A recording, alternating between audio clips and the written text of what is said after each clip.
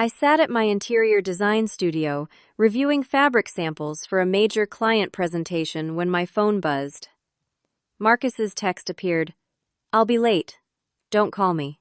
I've found someone who actually understands me." I stared at the message for exactly 10 seconds. Then I typed back without hesitation. "Then stay with her. Don't come back." I hit send. Blocked his number. Returned to my work. 15 minutes later, my phone exploded with notifications. 50 missed calls from unknown numbers. Voicemails flooding in. I smiled coldly and powered off my phone completely.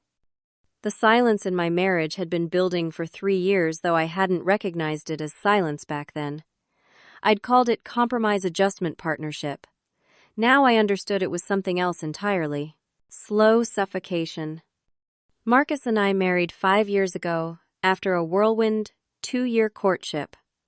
I was riding high on the success of my newly launched interior design firm, Signature Interiors.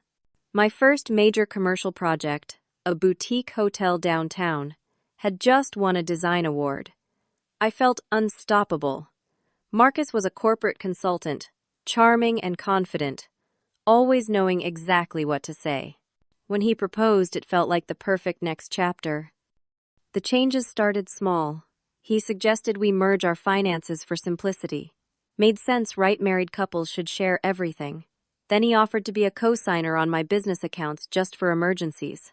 What if something happened to me? Someone needed access to pay vendors' employees. It seemed practical. But over the next 3 years, something shifted. Marcus began questioning my business decisions. Not aggressively, just subtle comments that planted seeds of doubt. "Are you sure that's the right choice, Barbara? Or maybe you should reconsider." "I'm just trying to help." I started second-guessing myself, my instincts that had built my business dulling under constant scrutiny. He began helping with my bookkeeping, said I was too busy juggling design work and client meetings to handle administrative tasks. I was grateful at first. One less thing to worry about. Except, I slowly lost track of my own financial situation. Marcus would give me summaries, tell me what I needed to know. I trusted him completely. The last 6 months had been the worst. Marcus came home later and later, always with explanations about client dinners and networking events. He became critical of everything. My appearance, my work, my friends. "You're not as sharp as you used to be, Barbara. Maybe you're burning out. Or, you're lucky I handle the finances. You'd run this business into the ground." His words burrowed into my brain. I started believing them. Lost 3 major clients in those 6 months. Couldn't understand why. They'd just backed out, citing vague concerns about my firm's reliability. My business partner Nora kept mentioning cash flow issues, asking why vendor payments were late. I had no answers. Just apologized and felt like I was failing at everything. That morning, the day of the text, Marcus had been particularly brutal. Criticized my outfit, called my presentation materials amateurish, suggested I wasn't capable of closing the hotel redesign deal I'd been working on for months. I'd left the house feeling worthless, questioning whether I should even pitch the project. I spent the entire day preparing, working myself into exhaustion, trying to prove I wasn't the failure Marcus said I was. At 9 at night, still at the studio, his text arrived. Something inside me snapped when I read those words. But it wasn't heartbreak. It was clarity. Crystal clear, blinding clarity. I felt relieved. Actually relieved. Like a weight I hadn't known I was carrying suddenly lifted. I sent my response, and felt lighter than I had in years. I stayed at the studio 2 more hours, finishing my presentation with focus I hadn't felt in months. Drove home around 11. Marcus's car sat in the driveway. He was on the front steps, looking panicked and disheveled, nothing like his usual composed self. "Barbara, thank God," he jumped up when I arrived. "We need to talk." I walked past him to the door. He grabbed my arm. "You can't just tell me not to come back." I pulled free, looked him in the eye. "I absolutely can. This is my house. I bought it before we married." It was true. The house was solely in my name, purchased with money from my first major design contract. One thing I'd kept separate. "You're overreacting," Marcus said, his voice shifting to the placating tone he used when trying to manipulate me. "I was just venting. I didn't mean it." "But I did mean it. I want you out." His face transformed from panic to anger. "You can't survive without me. Your business is failing. You need me." The certainty in his voice made something click. How did he know my business was struggling? I'd been hiding that from everyone. "Get out. Tonight. Pack a bag and leave." "Fine." His expression turned cold. "But you're making a huge mistake. Don't come crying to me when everything falls apart." He stormed inside, threw clothes into a duffel bag, and left around midnight. I locked the door behind him and slept better than I had in months. The next morning, I woke feeling strange. Light, free. I called a locksmith, first thing, had all locks changed. Then I called Sienna, my best friend and fellow designer. She arrived within the hour. "I'm so glad you finally did this," she said, pulling me into a hug. "He was toxic, Barbara. Absolutely toxic." "Why didn't you say something? Would you have listened 6 months ago?" Honest answer, no. I'd been too deep in Marcus's manipulation to hear truth from anyone. Sienna helped me change passwords on everything. Email, social media, cloud storage. Then I remembered something that made my stomach drop. Marcus had access to all my business accounts. I logged into my business banking with trembling fingers. The screen loaded. My breath stopped. The accounts were nearly empty. $58,000 missing from my operating account. Another $72,000 missing from my savings. $130,000 gone.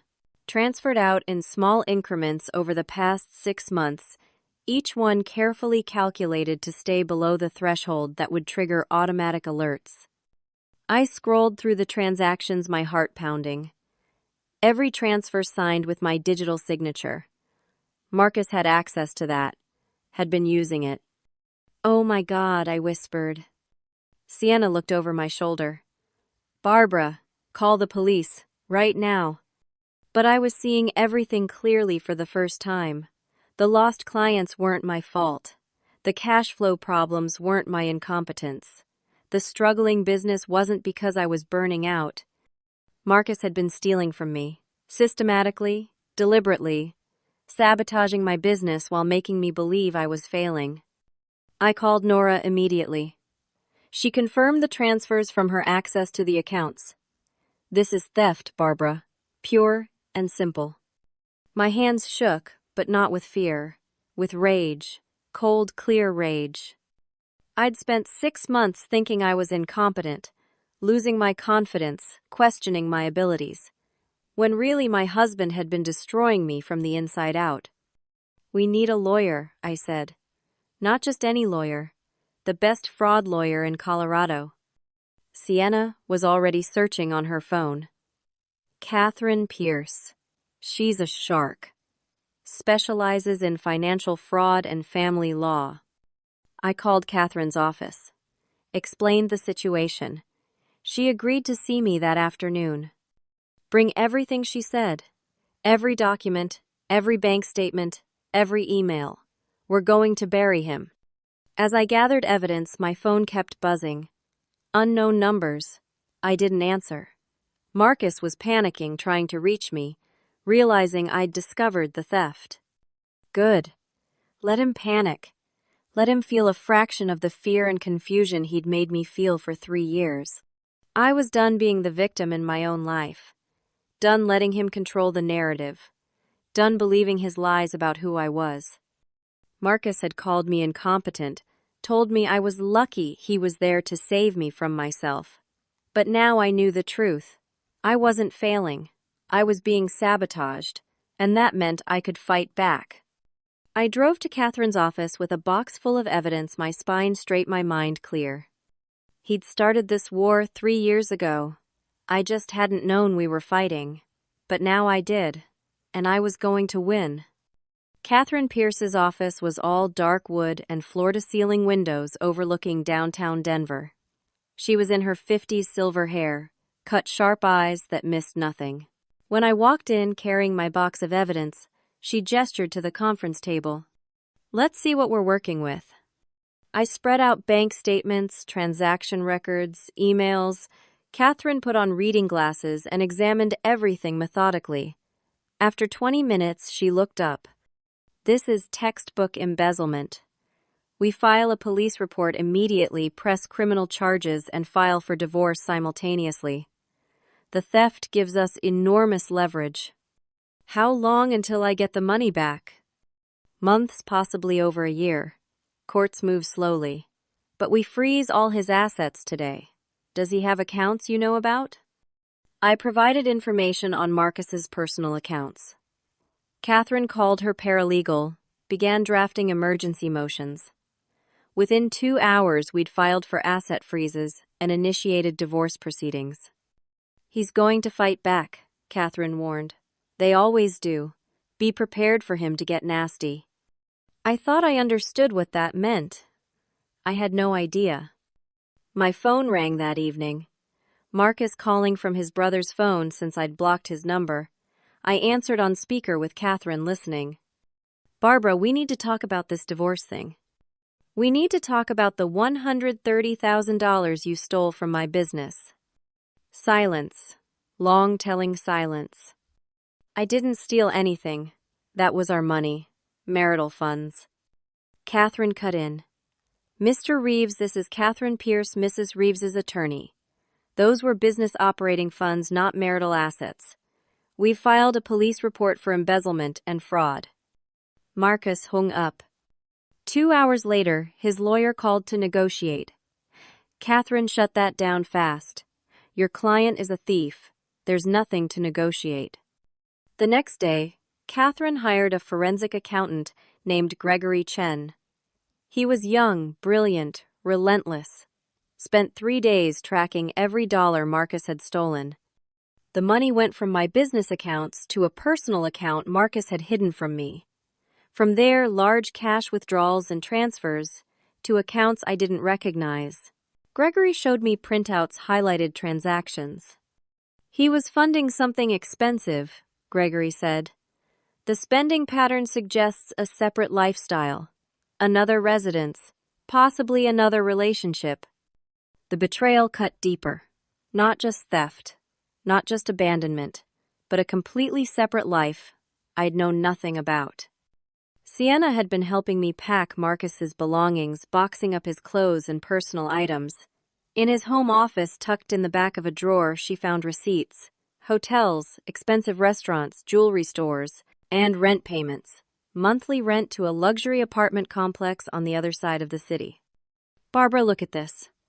I took the receipts with shaking hands. The apartment complex was called the Pinnacle Tower. High-rise luxury living. I knew it by reputation. Units there started at $3,000 a month. "He's been paying rent on an apartment for 18 months, Sienna said. We drove there immediately. The building manager was a woman in her 40s, professional and sympathetic when I explained I was Marcus's wife and just discovered his separate residence. "I can confirm we have a tenant named Marcus Reeves, Unit 2214, but I can't give you access without his permission or a court order." "How long has he lived here?" "The lease started 18 months ago. Always pays cash on time." 18 months. A year and a half of lies. As we stood in the lobby, a woman approached us. Late 30s, elegant, carrying designer shopping bags. She looked directly at me. "Are you Barbara?" Every muscle in my body tensed. "Yes. Who are you?" "I'm Diane. We need to talk, please."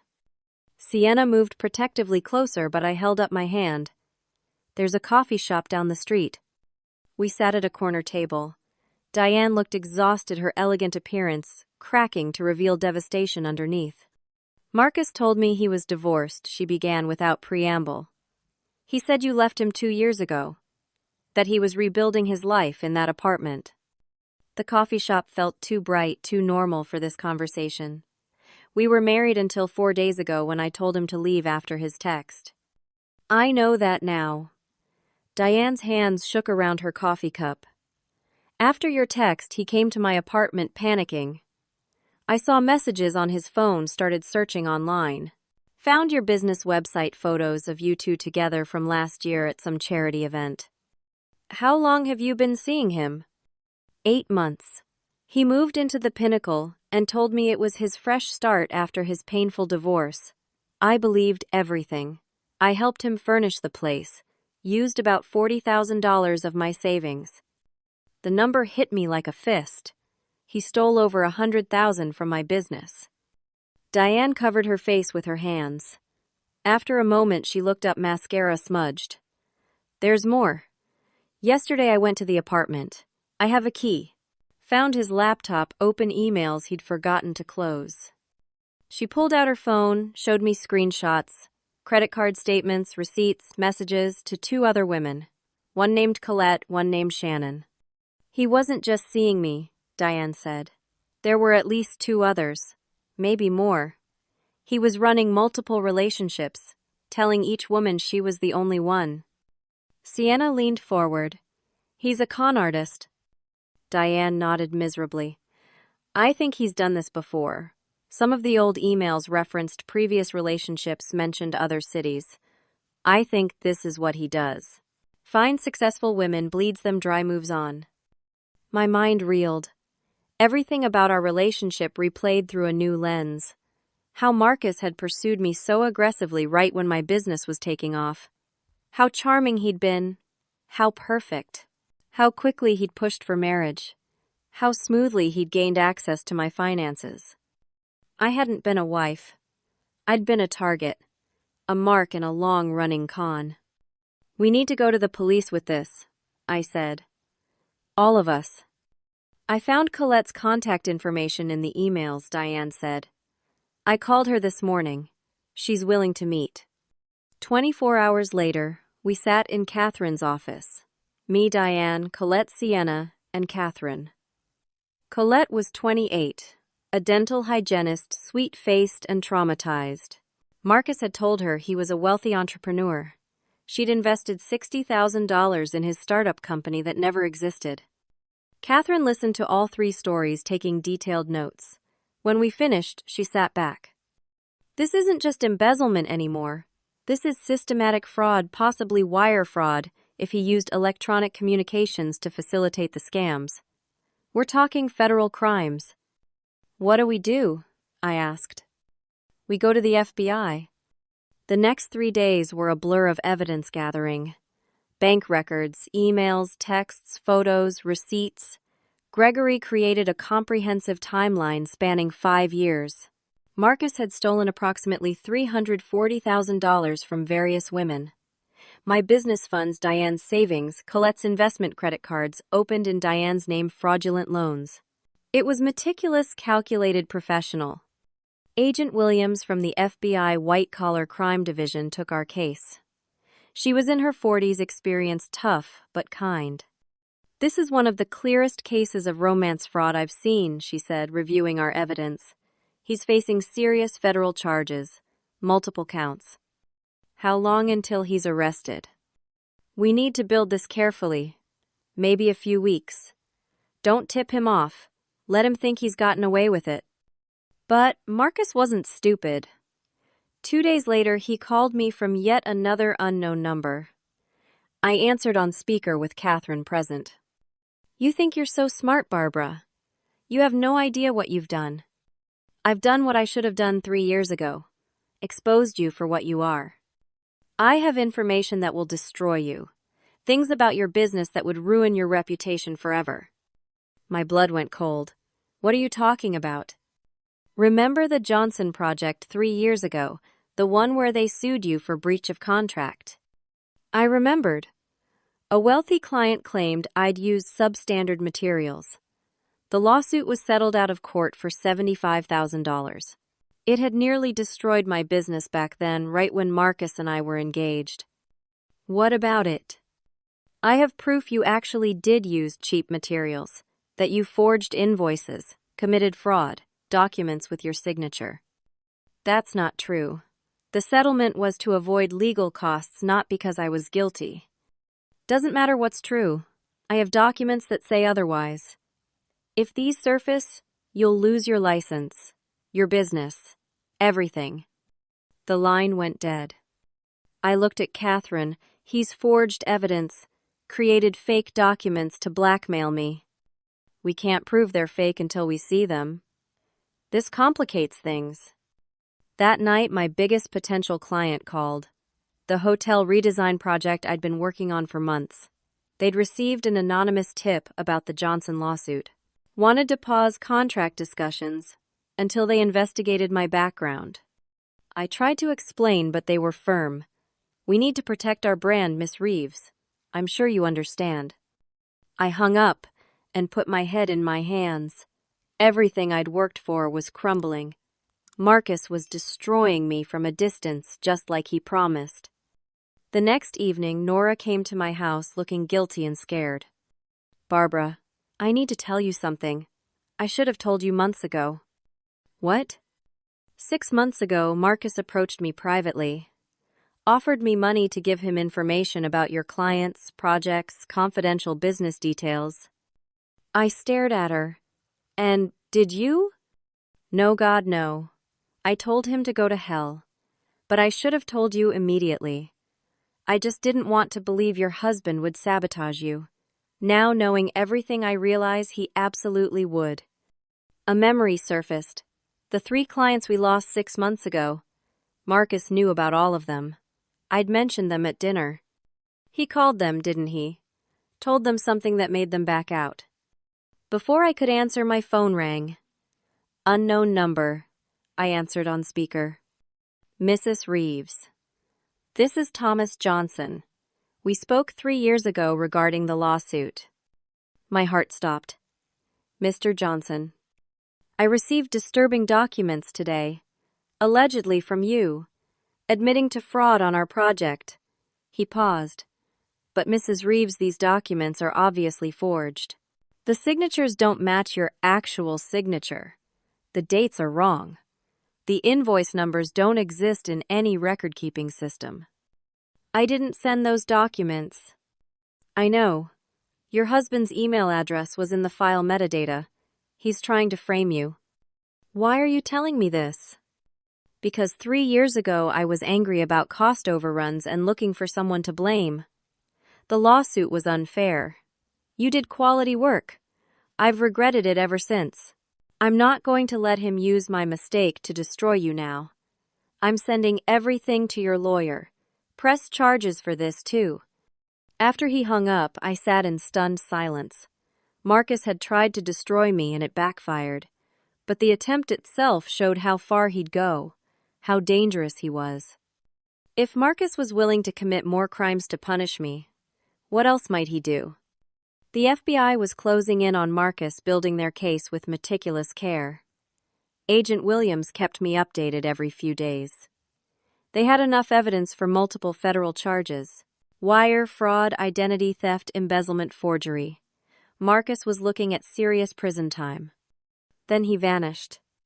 We went to execute the arrest warrant. Agent Williams told me over the phone. His brother's house where he'd been staying. Marcus was gone.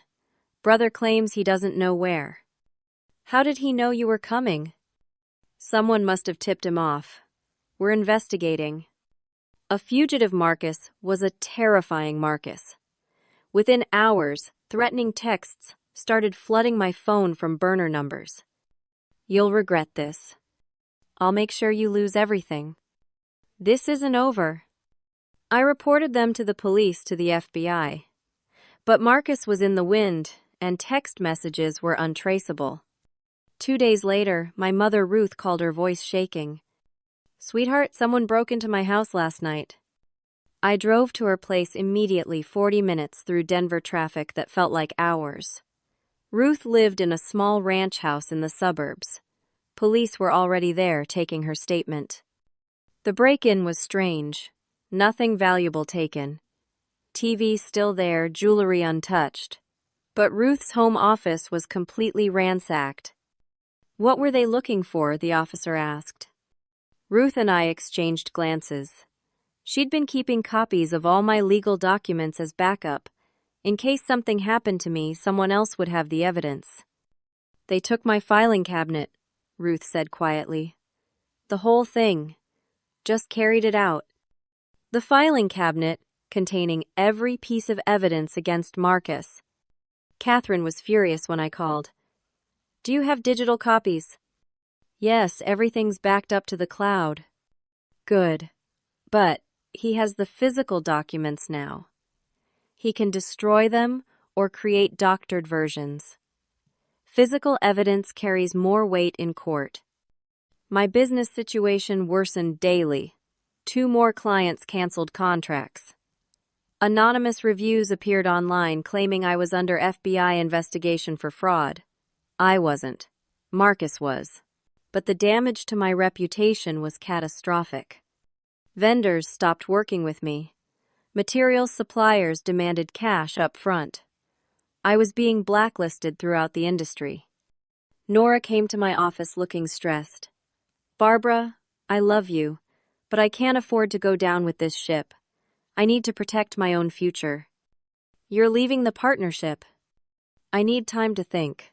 Figure out if there's a way to salvage this." I felt utterly alone. Abandoned by clients, by my business partner, by everyone except Sienna and my mother. The legal fees mounted. $50,000 so far. My business accounts were frozen as part of the fraud investigation. I couldn't access my own money. The house needed repairs I couldn't afford. Credit cards maxed out. I was drowning financially, reputation. Destroyed, future uncertain. Then a package arrived at my house. No return address. Inside were photos of me with Dylan, Ruth's neighbor. Dylan was 65, a retired teacher who helped Ruth with yard work. We'd had maybe 3 conversations total, but the photos were angled to look intimate, taken with a telephoto lens manipulated to suggest an affair. A note inside. "Funny how you accused me of cheating when you were doing the same. I wonder what a judge would think." I called Catherine immediately. "He's trying to destroy my credibility, make me look like a liar." "These are obviously manipulated. We can prove it." But the fear lingered. Marcus always seemed one step ahead. 3 days later, I was served with a lawsuit. Marcus was suing me for defamation, claiming I'd destroyed his reputation with false accusations of fraud, seeking $500,000 in damages. Catherine was livid. He's a fugitive with a federal warrant. How is he filing lawsuits? Through a lawyer. A lawyer who's about to be disbarred for helping a fugitive. But the lawsuit was real, had to be answered. More legal fees I couldn't afford. That night, I sat alone in my house. No husband, no business, dwindling savings, mounting debts. Everything I'd built over 10 years was crumbling. Maybe Marcus was right. Maybe I couldn't survive without him. Maybe his text had been accurate and I'd destroyed myself by saying no. My phone rang at 11. Diane. "Barbara, I found something. Can I come over?" "Now." "It can't wait." She arrived 20 minutes later with Colette. Both women looked excited, nervous, determined. "We've been tracking Marcus's digital footprint," Diane said, opening her laptop, "trying to figure out where he might be hiding. The FBI is doing that. The FBI doesn't know about his third identity." Third identity. Colette pulled up files. Marcus has been using another name for years, Tyler Ross, complete with fake IDs, credit cards, bank accounts. Look. Photos filled the screen. Marcus with different women posing under the name Tyler Ross. Different job titles, different backstories, same face. "How did you find this?" Diane remembered him mentioning a college friend named Tyler. We searched social media, found this Tyler Ross, who looked exactly like Marcus. Too similar to be coincidence. "Where is he now?" Colette showed me a social media post dated yesterday. A photo of mountains and desert, geotagged Phoenix, Arizona. Posted from a Tyler Ross account. We called Agent Williams immediately. She arrived at my house within an hour. "This is huge," she said, reviewing everything. "We can track him with this identity." "How long?" "Days. Maybe less. We're coordinating with the Phoenix field office now." For the first time in weeks, I felt hope. Then my phone buzzed. Text from unknown number. "I know they're tracking Tyler. Good luck finding what doesn't exist anymore." He knew. Somehow Marcus knew we'd found the fake identity, and he was already abandoning it, disappearing again. The hope evaporated. Marcus was always ahead, always prepared. How could I fight someone who anticipated every move? Marcus went completely silent after that text. No calls, no threats, no sightings.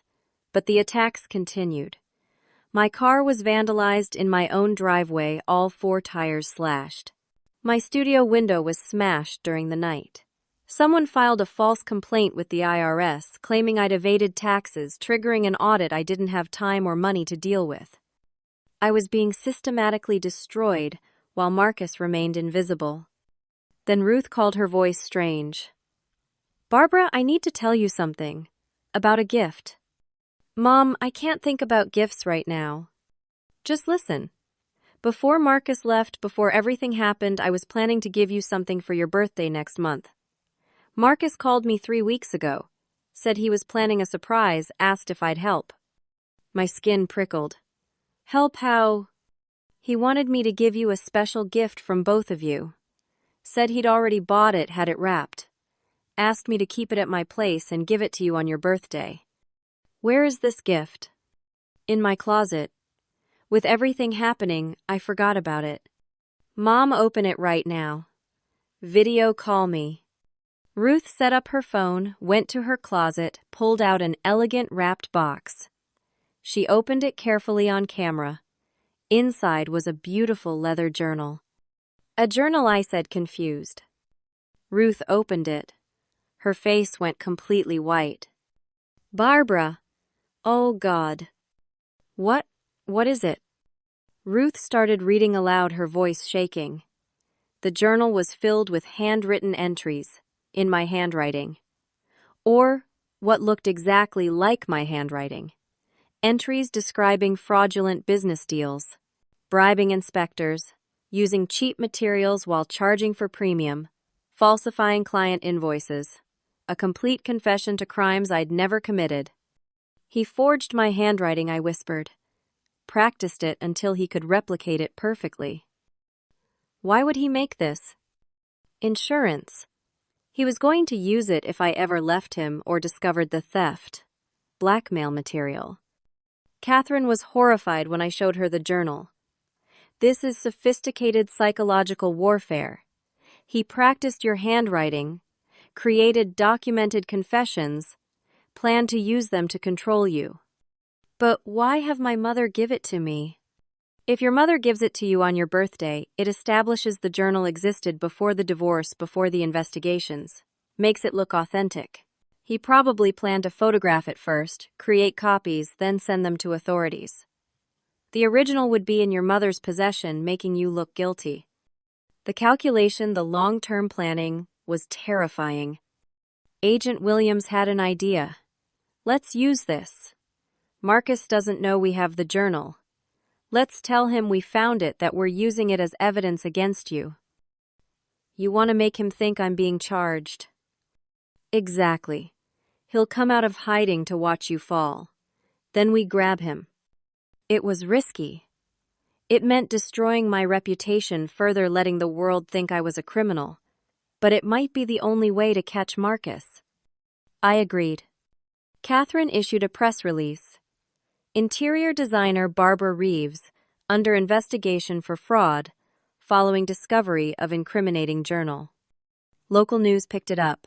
My phone exploded with calls from clients, former colleagues, reporters. My reputation, already damaged, was obliterated. But it was controlled destruction with an end goal. Only a handful of people knew the truth. Catherine, Agent Williams, Ruth Sienna, Diane Collette. Everyone else believed I was guilty. Sienna moved into my house. You're not doing this alone. I'm losing everything. Temporarily. We're setting a trap. He'll take the bait. 3 days later, an email arrived. Encrypted address untraceable.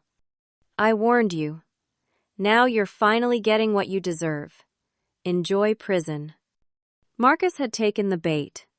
Agent Williams traced the email, IP address in Seattle, Washington, sent from a public library computer. Security footage showed Marcus at a computer terminal, looking satisfied and confident. They had him on camera. FBI coordinated with Seattle field office. But there was more in the email, an attachment. I opened it with Catherine watching. Bank account information for an offshore account. Over $400,000 hidden in the Cayman Islands. Why is he showing us this? I asked. Catherine read further, her face going pale. He's claiming this account is yours. That you've been hiding money offshore. He's trying to frame you for tax evasion too. The account was indeed in my name. Opened 2 years ago. Signature on the documents looked like mine. Marcus had been planning my destruction for years. Building false evidence, creating fake paper trails, ensuring that if he ever fell, I'd fall harder. My knees gave out. Sienna caught me, helped me to a chair. We can prove it's fake, Catherine said, but she sounded less certain. How he's been meticulous. Every piece of evidence looks real. That night I couldn't sleep. Lay in bed staring at the ceiling, wondering how much deeper this went. How many other traps had Marcus set that I hadn't found yet? Marcus was arrested in Seattle 2 days later. Found in a cheap motel under yet another fake name. I watched the news coverage, saw him in handcuffs being led to a police car. Felt satisfaction mixed with exhaustion. It wasn't over. Not even close. Marcus was extradited back to Colorado within a week, charged with wire fraud, identity theft, embezzlement, forgery, and a dozen other counts. Bail was set at $2 million. He couldn't make it. Would stay in jail, awaiting trial. But from jail, Marcus had his public defender issue a statement, claiming I had orchestrated everything, that he'd discovered my fraud and tried to stop me, that I'd framed him when he threatened to go to authorities. The offshore account, the forged journal, all of it he claimed was mine. I was the criminal. He was the victim of a manipulative, vindictive wife. The story exploded across media. Some people believed me. Some believed Marcus. The case became a he said, she said nightmare playing out in public. I couldn't leave my house without cameras following me. My business was completely dead now. No clients, no income, reputation annihilated. Ruth's stress triggered a minor stroke. Not life-threatening, but serious. I spent days at the hospital feeling crushing guilt. My situation had hurt my mother's health. Financially, I hit rock bottom. Legal fees exceeded $120,000. I had to sell furniture, my car, jewelry. Borrowed $20,000 from Sienna. Faced foreclosure on my house. Everything Marcus had stolen I'd spent on legal defense. The frozen accounts meant I couldn't access even what remained. I was broke, destroyed, hopeless. But Diane and Colette hadn't given up.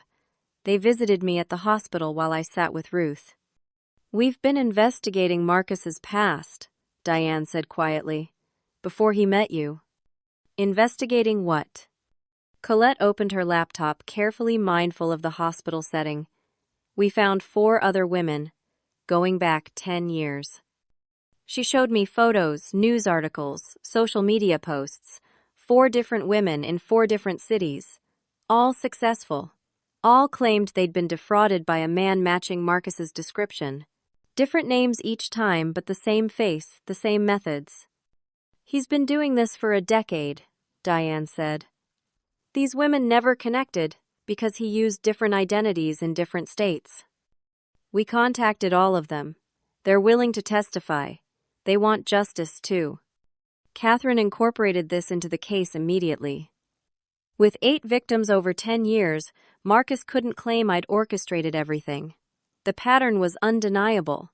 He was a career con artist. Digital forensics proved the offshore account was opened using stolen documents.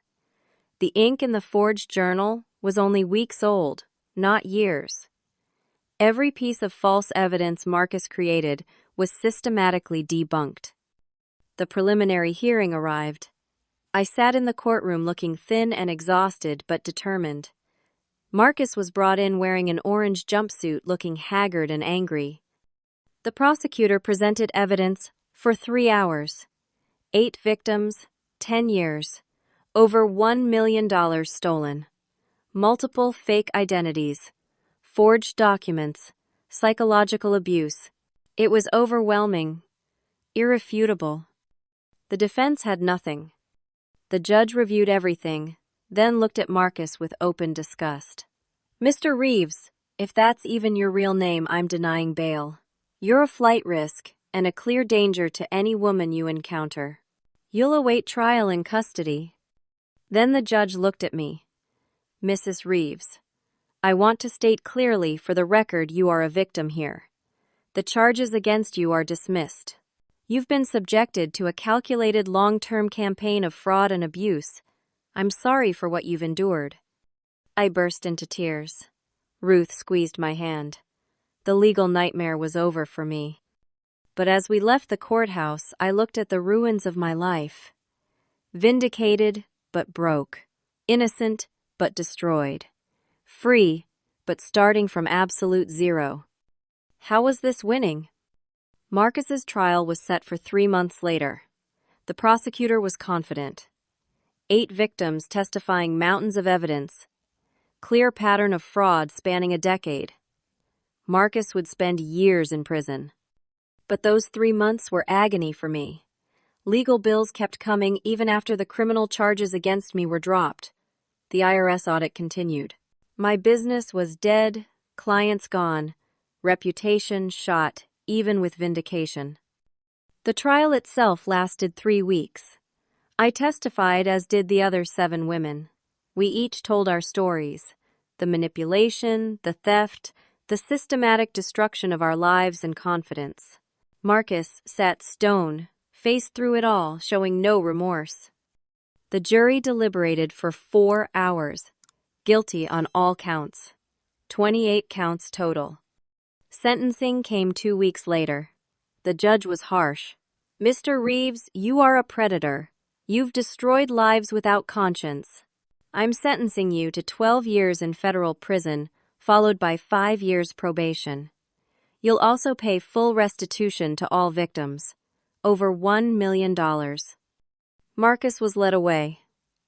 I felt satisfaction, but it was hollow. He had no money. Restitution would come in tiny payments over decades, if ever. My $130,000 was gone forever. But something unexpected happened after the trial. The story of 8 women standing together against a con artist went viral, not as scandal but as inspiration. News outlets wanted interviews. A documentary producer reached out. A publisher offered a book deal. Catherine said, "You have a platform now. Use it. Tell your story." I was hesitant, scared, but also angry. Marcus had tried to silence me with shame. What if I refused to be silent? I spent 3 months writing. The Woman Who Said No How One text changed everything. The story of that night, the text message, my response. About discovering my own strength when I thought I had none. About the 7 other women who stood with me. The book was published 8 months after Marcus's sentencing. Hit the bestseller list within 2 weeks. The advance was $250,000. Documentary rights brought another $100,000. Speaking engagements added $50,000 more in 6 months. I paid off every debt, every legal bill, every borrowed dollar, saved my house from foreclosure, and started saving for something new. I couldn't return to interior design. My reputation was recovering, but slowly. Instead, I created something different. A consulting firm helping women identify financial abuse in relationships, teaching asset protection, recognizing manipulation, finding strength to leave. Nora came back.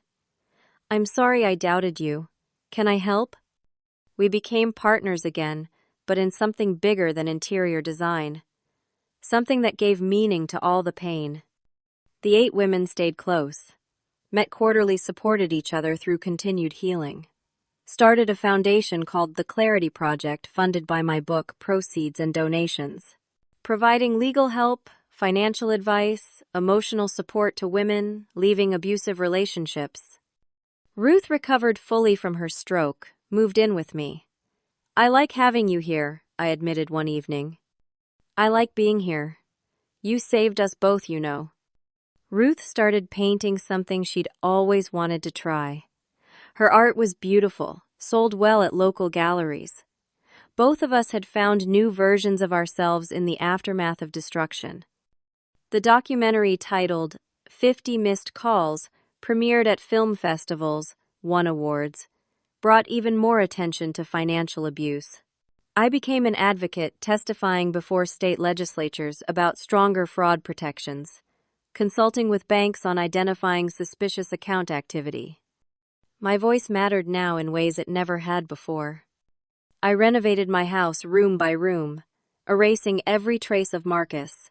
New paint, new furniture, new energy. His home office, where he'd stolen from me, became Ruth's art studio. The bedroom we'd shared became my sanctuary, filled with things I loved.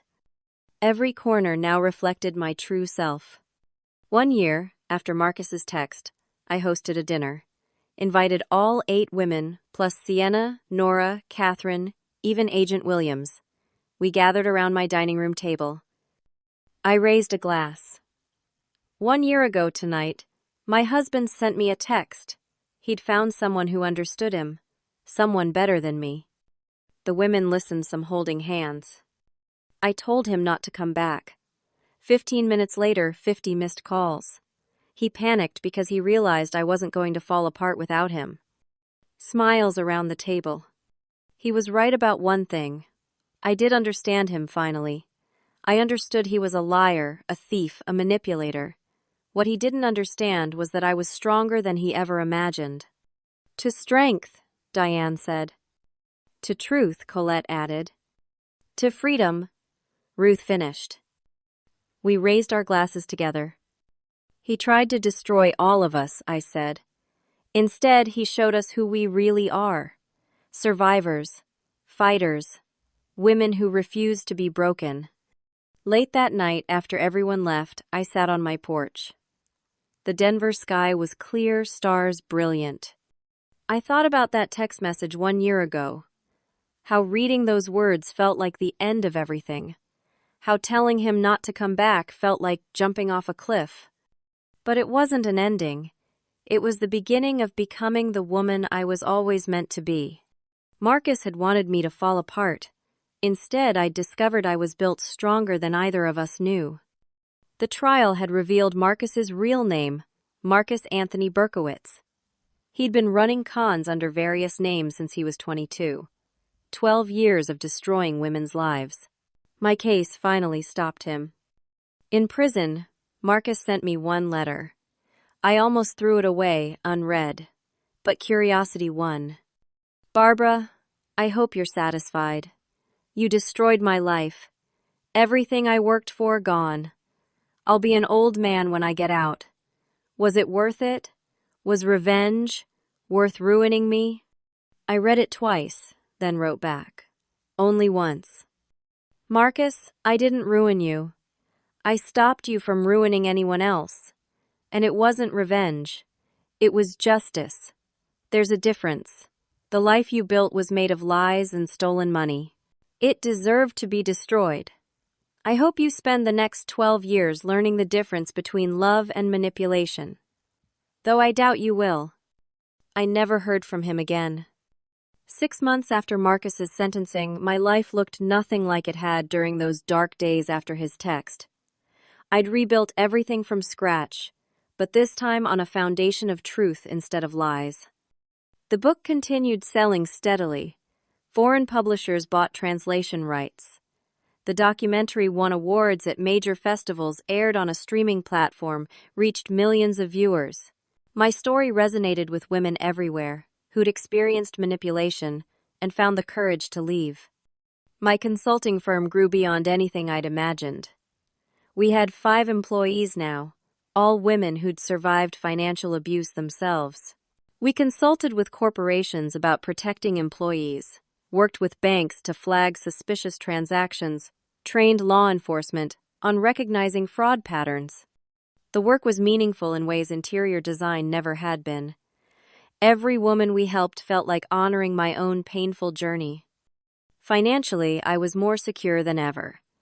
The book documentary and speaking fees had earned over $400,000 in total. I'd rebuilt my savings, invested wisely, created multiple income streams. No one person would ever control my finances again. Ruth thrived in her new life. Her paintings sold well, and she'd joined an art collective downtown.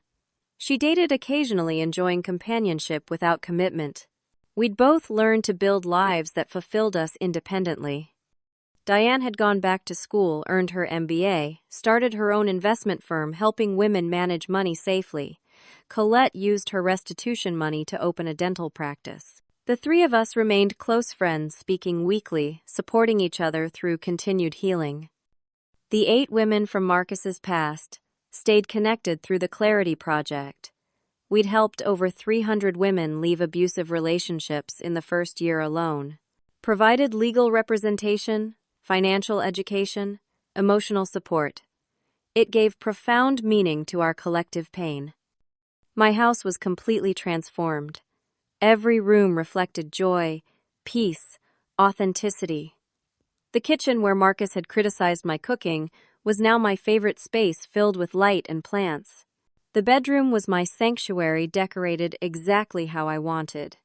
The home office was functional and organized, every financial document meticulously maintained by me alone. I'd even adopted a dog, a rescue named Luna, who followed me everywhere. She slept at the foot of my bed, greeted me enthusiastically when I came home, loved me unconditionally without agenda or manipulation. One evening, Ruth and I sat on the porch watching sunset paint the sky orange and pink. Luna dozed at my feet.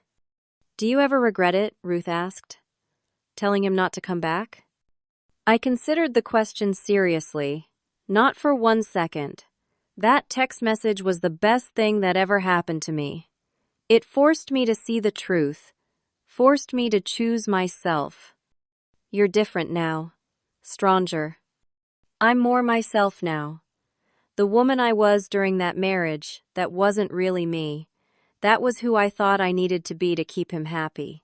Turns out, keeping him happy meant making myself smaller and smaller until I almost disappeared." Ruth nodded, understanding in her eyes. My phone buzzed. Text from Catherine. "Judge approved another restitution payment. Checks coming." Marcus's wages from his prison job, $23 per month, went toward restitution. At this rate, I'd be fully repaid in about 470 years. But every tiny payment felt like confirmation. Justice was slow, but it was real. The Clarity Project expanded into other states. We opened a second office in Seattle, a third in Phoenix cities, where Marcus had operated under other names. Each office was staffed by survivors, women who understood intimately what it felt like to be systematically destroyed by someone who claimed to love you.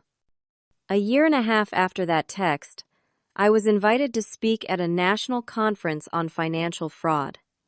The ballroom held 800 people. I stood at the podium looking out at all those faces.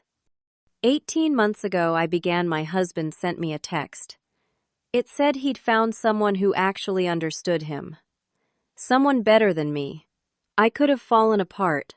I could have begged him to come back. Instead, I typed 7 words. "Then stay with her. Don't come back." The audience was silent, attentive. 15 minutes later, 50 missed calls. The man who thought I'd fall apart without him started panicking when I finally stopped waiting.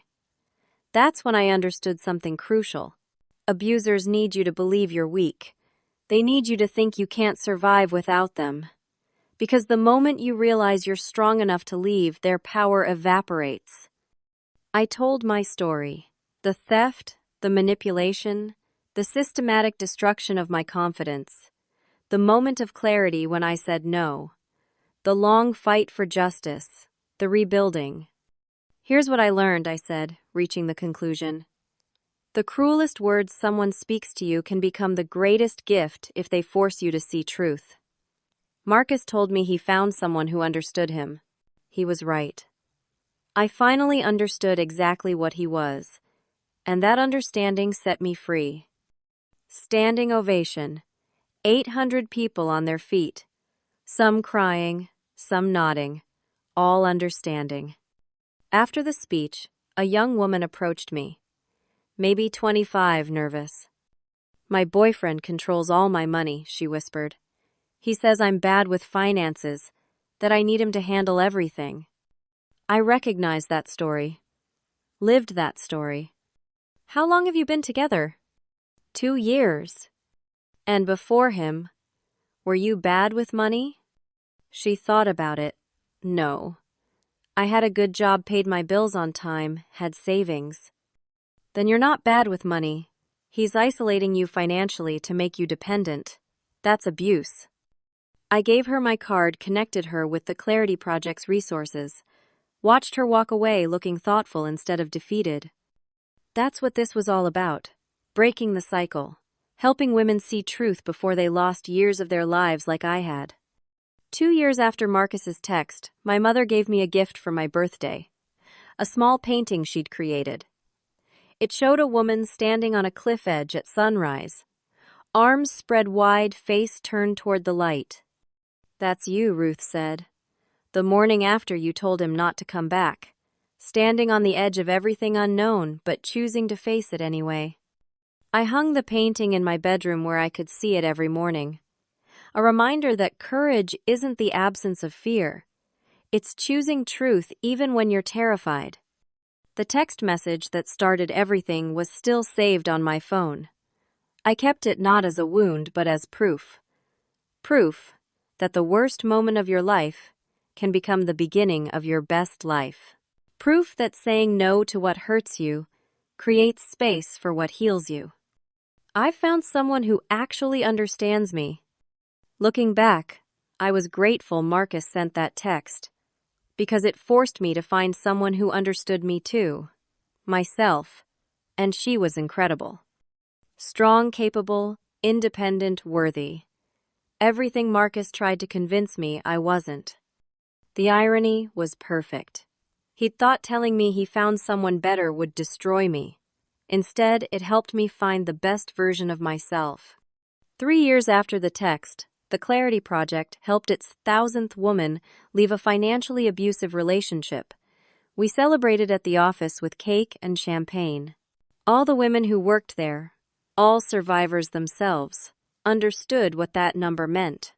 1,000 women who chose themselves, who said no, who walked away even when they were scared.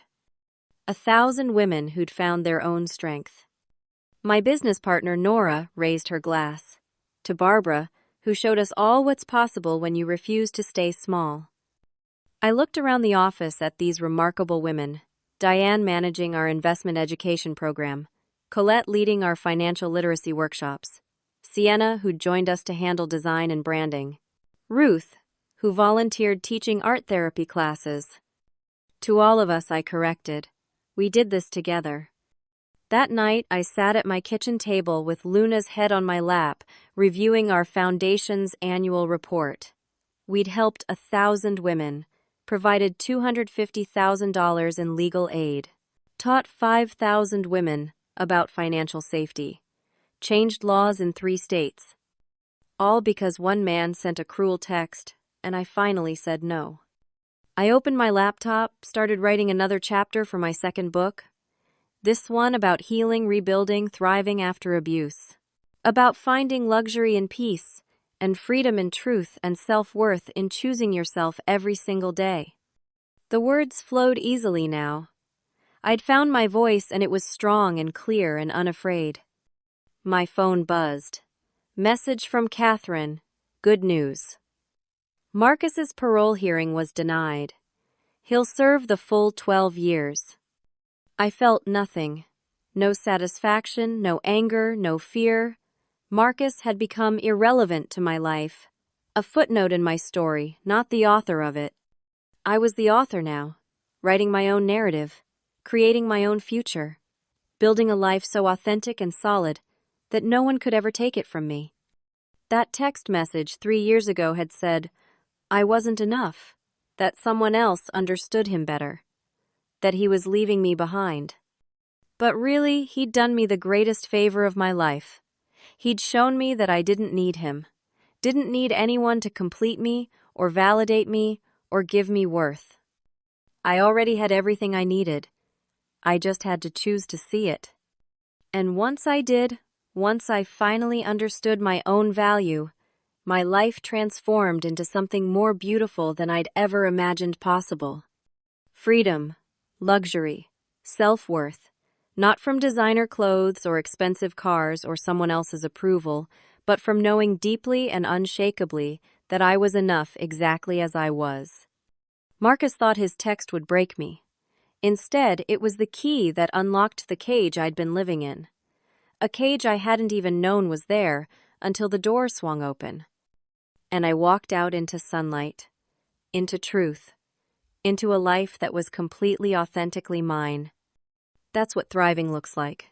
Not revenge, not bitterness, but building something so genuine and strong that the past can't touch it. I was thriving now. In freedom, in luxury of peace, in self-worth that no one could take away. And it all started with 7 words, typed in response to a cruel text. Then stay with her. Don't come back. The bravest thing I ever said. The beginning of everything beautiful that came after. Have you ever had that moment where someone's rejection turned out to be the best thing that ever happened to you? When saying goodbye to the wrong person led you to the right version of yourself? What did you learn about your own? Strength. When someone tried to make you feel small. I'd love to hear your stories in the comments. If this story touched you, please hit that like button. Subscribe to hear more stories about finding power in our lowest moments and discovering that we're stronger than we ever knew. And share this with anyone who needs to hear that walking away from what hurts you is sometimes the bravest, most loving thing you can do for yourself. Thank you so much for listening to my journey. Remember, the person who doesn't see your worth isn't qualified to determine your value. You are enough. You've always been enough. And anyone who makes you feel otherwise doesn't deserve a place in your life. Stay strong, stay true to yourself, and never be afraid to say no to anything less than you deserve. Your life is waiting for you on the other side of that fear. All you have to do is choose yourself.